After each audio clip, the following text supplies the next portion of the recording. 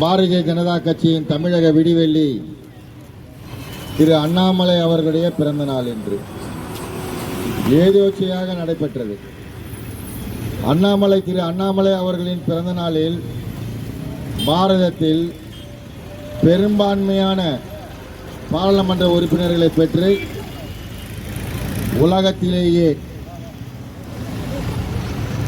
உலகத்தில் இருக்கும் அனைத்து தலைவர்களும்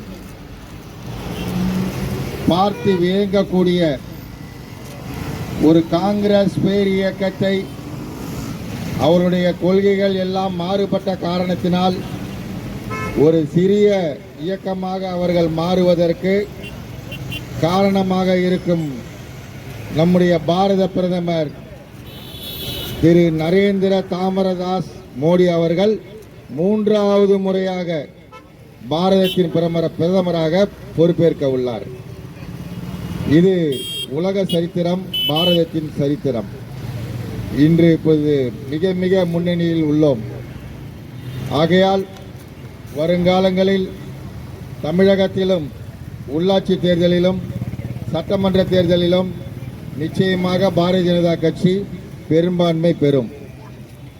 இன்றைய சூழ்நிலையில் தமிழகத்தில் இன்னும் வாக்குகள் எண்ணிக்கை நிறைய நடைபெற வேண்டிய உள்ளது.